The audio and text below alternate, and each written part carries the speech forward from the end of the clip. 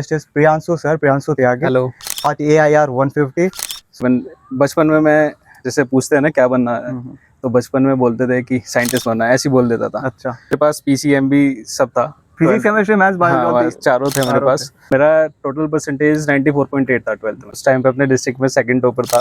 UGC net perspective से जो मैंने प्रिपरेशन किया था वो खाली 3 महीने का था। तो 3 महीने में पढ़ लिए थे। हाँ, वो लिस्ट अपने 4-5 प्रोफेसर्स को भेजी चेक करने के लिए कि ये क्या मेरी- सच में मेरी- क्या मेरा 150 आ गया क्या सच में रैंक आ गया। आंसर उनके लिए है कि कभी भी गलत आंसर मत दो। Like if you don't know something just say कि sir I don't know this. France जाने का मौका मिला, तो ये फ्रांस का अपॉर्चुनिटी के लिए कितना पापड़ बेलना पड़ा। यहाँ पे कैंपस लाइफ के बारे में कहूँ, one of the top most experience. Like second home feel होता है, कभी भी ऐसे नहीं लगता है घर से ज़्यादा दूर हो।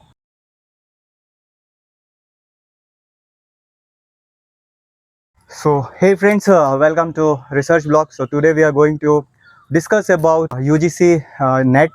So today our guest is Priyanshu sir, Priyanshu Tyagi. Hello. So he got AIR 150.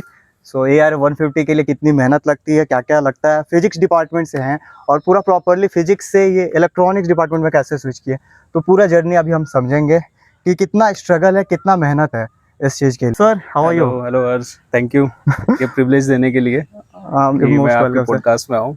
Okay. सो या शुरू करते सो हैं। सर, ये बताइए, जैसे कि आपने यूजीसी नेट में 150 रैंक लेकर के आया था, तो यूजीसी के बारे में आपको कैसे पता चला, फिर इंटरेस्ट कैसा रहा? स्कूलिंग के बाद में आपको इंजीनियरिंग करना था, मतलब अपना बेसिक स्टोरी शेयर कर सकते हो।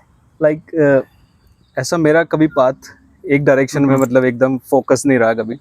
लाइक इवन बचपन में मैं जैसे पूछते हैं ना क्या बनना है, तो बचपन में बोलते थे कि साइंटिस्ट बनना है, ऐसे ही बोल देता था। अच्छा, काफ़ी टाइम तक बोलता था साइंटिस्ट बनना है, लेकिन कभी ये नहीं पता करा कि साइंटिस्ट बनने के लिए क्या लगता है, क्या प्रोसीजर रहता है, प्रोसीजर क्या नहीं। रहता है? हाँ, मतलब आपसे घर वाले पूछते थे कि साइंटिस्ट बनना है, तो आप बस हाँ। बता देते थे कि मुझे। मेरे दादा थे, वो बहुत खुश होते थे कि हाँ साइंटिस्ट बनना है, कि ये पढ़ना चाहता है, ओके। तो जितना पढ़ेगा अच्छा है, पढ़ना चाहिए। मतलब वो काफ़ी, वो लेक्चरर थे इंग्लिश के, तो उनका सपोर्ट रहता था हमेशा कि जितना मर्जी पढ़ाई करो, पढ़ाई कभी ख़राब नहीं जाती।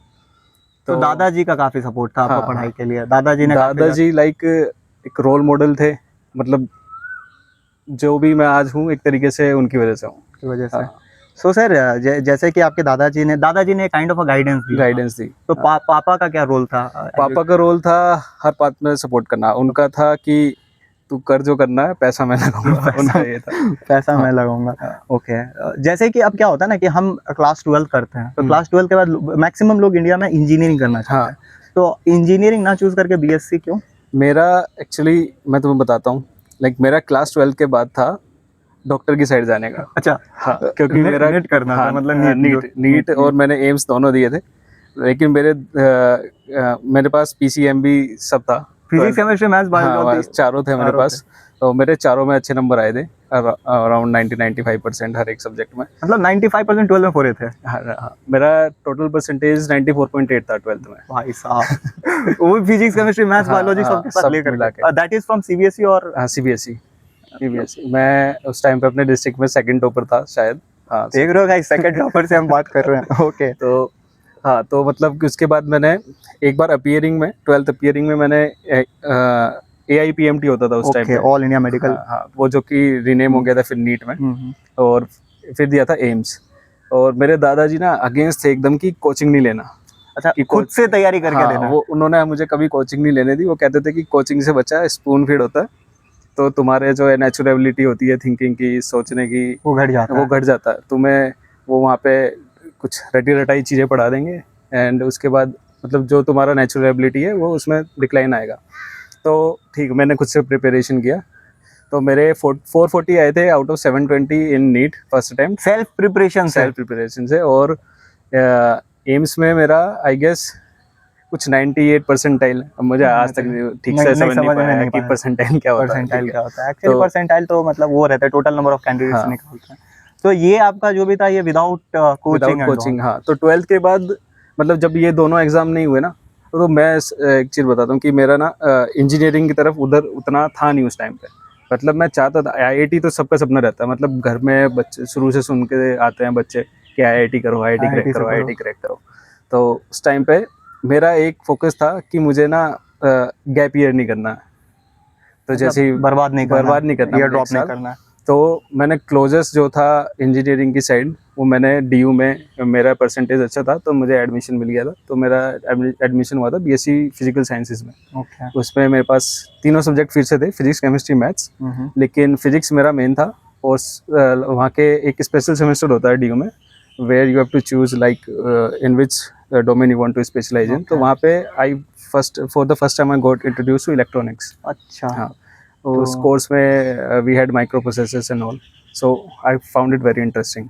Okay. उसके बाद से वहाँ से मेरा स्टार्ट हुआ इलेक्ट्रॉनिक्स की तरफ जाने का एक तरीके से जर्नी। जर्नी। हाँ, तो उसके बाद मैंने अपने BSc के फाइनल ईयर में अपीयरिंग में काइंड ऑफ, तब मैंने IIT JAM एग्ज़ाम दिया था ओके। कि IIT से MSc करने का मुझे अगर मौका मिले, मौका मिल गया। लेकिन मेरी उसमें रैंक अच्छी नहीं आई थी। मतलब जैसे कि उस रैंक के बाद ऐसा होता था कि लोकल यूनिवर्सिटीज़ जैसे भी अपना जैसे रैंक अपना रैंक निकालते थे, तो मैंने JMI में, जामिया मिलिया इस्लामिया न्यू दिल्ली, उसमें अप्लाई किया था। वहाँ पे मैं 2 रैंक से रह गया था। So you got how much rank there? I guess वहाँ पे वैकेंसी 42 थी और मेरी 44th रैंक थी। अच्छा, मतलब हाँ, 2 वैकेंसी से 2 आप रह गए वैकेंसी से थे। मैं रह गया था।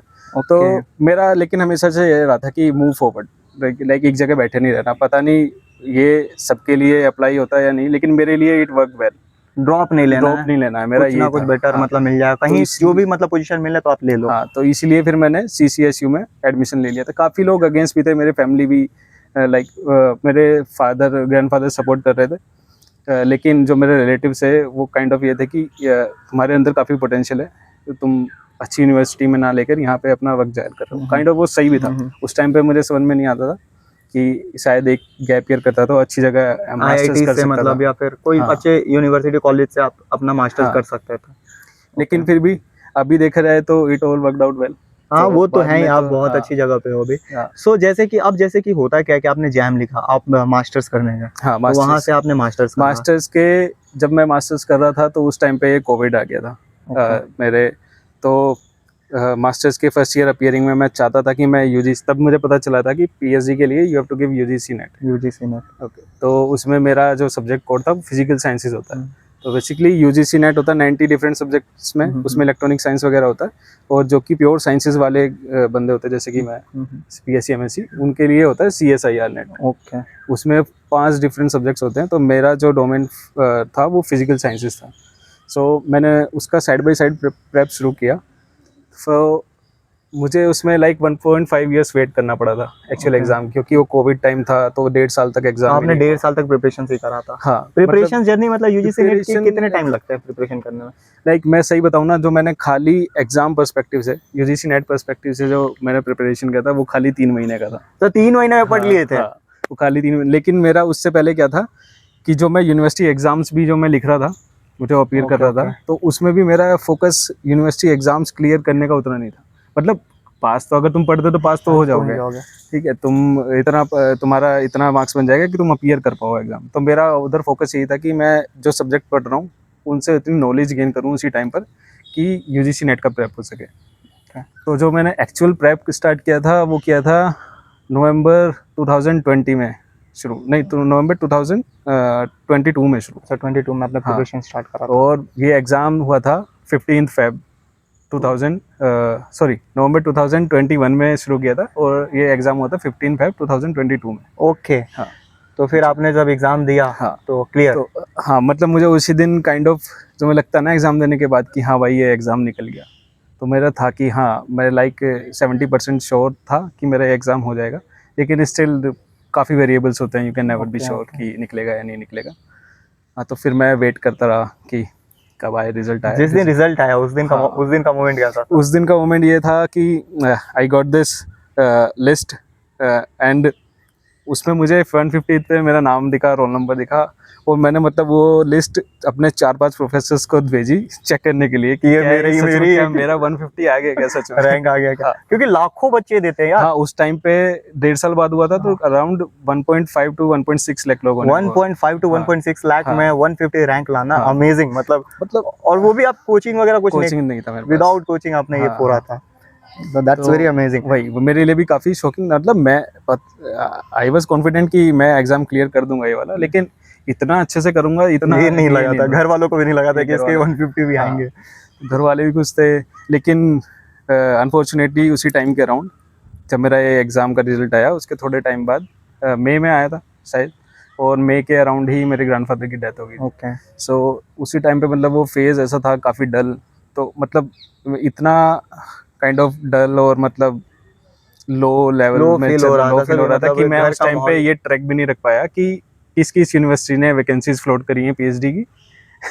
सो आपके ऑलमोस्ट मतलब ऑलमोस्ट सारे I missed all the forms PhD आपके मिस फॉर्म्स। हो गए। तो सिर्फ 2 बचे थे जब मुझे होश आया कि हाँ भाई ऐसा कुछ भी मुझे अभी आगे करना है, कुछ करना आगे भी है। कुछ करना है।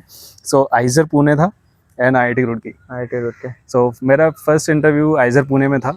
वहाँ पे 2 राउंड्स होने थे। फर्स्ट राउंड में मैंने क्लियर किया और सेकंड राउंड में बड़ा अच्छे से उन्होंने मुझे रुला दिया। रिस्पेक्टफुली कहा कि तुम जाओ वापस। तुम जाओ। हाँ, मतलब तो यार अच्छा एक्सपीरियंस था उधर भी आइजर वो पुणे होता में। है ना कि काफी लोग आईएससी का इंटरव्यू सिर्फ एक्सपीरियंस लेने के लिए देते हैं कि हाँ, वहाँ के रेस्पेक्टफुली कैसे हटाते हैं लोगों को। वही। ठीक। तो उन्होंने मतलब कि बहुत ही core basic like mobility of electrons और इस सब पे, mobility of electrons in different metals, इस सब पे क्वेश्चन किया था। और मतलब जो मैं चीज़ें बड़ी आसानी से जानता था, लेकिन वहाँ जब तुम 7-8 लोग तुम्हारे सामने बैठे हो ना और एक के नर्वसनेस। बाद एक क्वेश्चन पूछते रहते हैं, तो मतलब उस मोमेंट में मैंने जो ग्राफ ऐसे जाना था वो मैंने उल्टा बना दिया उस मतलब टाइम। ये होता है कि हम हाँ, जब टॉप यूनिवर्सिटीज में जाते हैं, हाँ, like I I I sir Pune हो गया, हाँ, फिर आईएससी हो गया, तो वहाँ के प्रोफेसर लोग बोलते हैं अच्छा बेटा इतना रैंक लेकर के हाँ। आप बताते तेरे अगर को। उन प्रोफेसर्स को if they think like you are confident in answering that question whichever is asked to you, so they make sure कि वो तुम्हें उतना टाइम ना दे आंसर करने का। वो एकदम सेकंड क्वेश्चन के लिए रेडी रहते हैं। मतलब वो खेलते मतलब वो प्रेशराइज खेलते हैं, वो करते हैं देखते हैं कि क्या तुम प्रेशर हैंडल कर पाओगे, कि नहीं कर क्योंकि पाओगे। पीएचडी एक प्रेशर प्रेशर प्रेशर वाली प्रेशर जर्नी वाला। है। तो ये रहता है। तो ठीक है, वहाँ से मेरा कैंसिल हुआ। मैं अपने पापा को भी लेके गया था, तो काइंड ऑफ हमारी ट्रिप वो एकदम से ही टिकट करना पड़ा था। 50-60 हज़ार की बढ़िया टिकट पड़ी थी वो। यार वो होता है ना पीएचडी इंटरव्यू में, हाँ, हर एक इंटरव्यू अटेंड करना मतलब 30-40 हज़ार गया, वही। कहीं पे भी जाना है हाँ, तो। और उन्होंने साफ लिख दिया था no TA DA will be given back. So okay. Then IIT then Roorkee का इंटरव्यू का एक्सपीरियंस। आईआईटी रुड़की में भी एक्चुअली मेरा फिजिकल साइंसेज है, और सीएसआईआर वाले जो बंदे हैं उनको समझ में आएगा कि अगर आप फिजिकल साइंसेज क्लियर करते हो, so you become eligible to apply in various departments. Okay. आप इलेक्ट्रिकल में भी अप्लाई कर सकते हैं, इलेक्ट्रॉनिक्स में भी, और इवन आप फिजिक्स में भी अप्लाई कर सकते हैं, नैनो टेक्नोलॉजी में भी। मैंने यहाँ पे अप्लाई किया था 3 डिपार्टमेंट में, फिजिक्स में, नैनो टेक्नोलॉजी में और इलेक्ट्रॉनिक्स में। तो फिजिक्स में तो मुझे शॉर्ट लिस्ट नहीं किया गया। अच्छा फिजिक्स में आपको शॉर्टलिस्ट नहीं हाँ, किया गया। Nano okay. टेक्नोलॉजी में मैं शॉर्ट लिस्ट हुआ था, और वहाँ का इंटरव्यू मेरा अच्छा हुआ था, लेकिन उन्होंने ये बोला कि आपका कोई रेलिवेंट मास्टर्स प्रोजेक्ट नहीं है जिसके बेसिस पे हम आपको जज कर पाएँ कि आप वेल सूटेड हैं यहाँ पे पीएचडी के लिए या नहीं। मतलब क्योंकि नैनो टेक्नोलॉजी उतना ओके। नहीं पता था, मेरा इलेक्ट्रॉनिक्स था बेसिकली। मैं सही बताऊँ तो मेरा मास्टर्स का प्रोजेक्ट भी लिथोग्राफी पे था, जो कि फैब्रिकेशन साइड पे चला जाता है। ओके, तो मतलब आप डिवाइसेस के लिए हाँ, प्रिपेयर्ड थे प्रॉपर्ली अगर बात किया जाए। डिवाइसेस, और मेरी एनालॉग उस टाइम पे अच्छी थी, मतलब ऑपरेशन एम्पलीफायर ये सब मैं। सो लकीली मेरे लिए जब मेरा इलेक्ट्रॉनिक्स में इंटरव्यू था, 2 फैक्टर थे जो मेरे लिए कंट्रीब्यूट किया यहाँ पे सिलेक्शन में। वो था एक एनालॉग अच्छा होना, और दूसरा कोडिंग नॉलेज होना। Coding knowledge. तो आई स्टिल रिमेंबर कि स्पर्श सर बैठे थे इंटरव्यू में, एंड सरवना सर थे, and there was also Vishnu Prasad sir. Okay. So Saravana sir and Vishnu sir both asked question about operational amplifier and all those. So I guess around 9 questions मुझसे पूछे गए थे, उसमें से 7 मैंने अच्छे से बता दिया था आंसर दे दिया था। और स्पर्श sir was more interested in whether I had coding knowledge or not. और no. Yeah, so I was good in Python by that time, and PyTorch पे भी थोड़ा बहुत काम किया था, तो मशीन लर्निंग वगैरह भी थोड़ा बहुत आता था उस टाइम। तो yeah, these factors contributed towards me getting मतलब selected in selected. as a PhD तो आप candidate. मतलब ये बताइए जैसे कि इंटरव्यू क्या टफ रहता है या फिर मतलब इजी रहता है, कैसा रहता है पीएचडी का interview. Depends on your day. Like I will say everything here is a gamble these days. Like मतलब ये होता है कि लक see, फैक्टर रहता है। for me, अगर मैं उस दिन चूज करता, या if I had to choose कि मुझसे क्वेश्चन किस टॉपिक पे किए जाएं, तो I would have chosen operational amplifier. और लग देखो कि मुझसे उसी से क्वेश्चन किए गए, एनालॉग साइड पर ही, operation amplifier like and Schmitt trigger and all ये सब। ओके। सो ऐसा है कि जैसे कि मान लो कि अगर कोई ऐसा फैकल्टीज बैठा रहे जो डिवाइसेस से है, हाँ, और आप बोलोगे ऑपरेशनल एम्पलीफायर, हाँ। उसमें भी वो डिवाइसेस से घुस के क्वेश्चन पूछेगा, बट ब्लैक आउट हो जाओगे हाँ, कि लेकिन वहाँ पे आपको एक चीज़ करनी होती है, मैं ये सब जो भी एस्पिरेंट्स हैं उनके लिए है कि कभी भी गलत आंसर मत दो। Like if you don't know something, just say कि sir I don't know this is not my forte, या फिर I am not familiar with this. मे भी कुछ नेगेटिव इम्पैक्ट हो, लेकिन इससे ज़्यादा नेगेटिव इम्पैक्ट होता है जब आप घुमा फिरा के कुछ भी चीज़ें फंसाना चाहो, लाइक कुछ भी आंसर मतलब कहीं भी फंसा के देना चाहो, तो वो kind of negative impact create करता है पूरे इंटरव्यू पैनल पर। ओके, सो ये तो मतलब आपकी सिलेक्शंस की हाँ। जर्नी थी। तो जैसे ही अब सिलेक्शन होता है फिर घर वालों का क्या रिएक्शन? हाँ, तो सिलेक्शन का भी जैसे आपको उस दिन ही पता नहीं चलता कि यू हैव बीन सिलेक्टेड, लेकिन मुझे उस दिन पता चल गया था बिकॉज स्पर्स सर आस्क्ड कि I should give him my JRF letter. Okay, So I knew कि okay, if my JRF letter he has asked for, so I will get selected. So but still I मतलब didn't call tell uh my, गया था yeah, professor का kind of? not call, like when I was leaving the interview room, Spurs sir asked like show me your JRF letter, I will keep this with me. Okay Yeah, okay okay okay, तो मतलब उनको पता चल गया कि ये बच्चे But को लेना है still I didn't tell my father or mother कि मेरा because सिलेक्शन हो गया। because मैं उन्हें पहले से कुछ नहीं करना चाहता, क्या पता क्यों मांग लिया वो JRF letter. So I kept this with me. फिर around 7 to 8 days I received a call from one of the colleagues who works under Spurs sir, like are you Willing to join or? willing to join us, or have you applied somewhere else? So I said no, I No, only no, applied no. here only. So yeah, I am willing to join. I will be more than happy to join. So yeah, then I knew, and after 2-3 days I received a mail from Spurs sir, okay, that I have been selected, and I should figure out my research area and all. Okay, Yeah. अब जैसे कि यहाँ पे research journey जो start होता है तो वो कैसा जर्नी रहा? वो काफ़ी टफ था, लाइक किसी ऐसे बंदे को जिसको रिसर्च के बारे में उतना ना पता हो, it was quite difficult like figuring out a topic, like singling out a topic.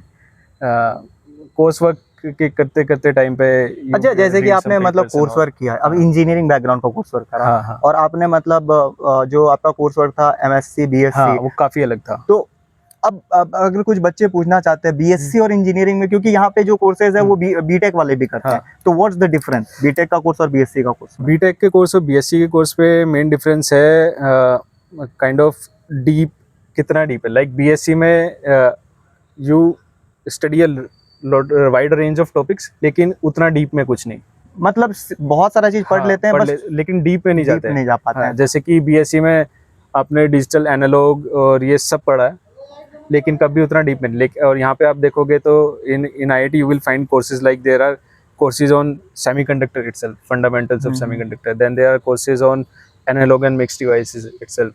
Whereas in BSc there are courses like fundamentals of electronics, जिसमें उसमें डिजिटल भी होता है, मिक्स सिग्नल, एनालॉग सब होता है, थोड़ा थोड़ा सब.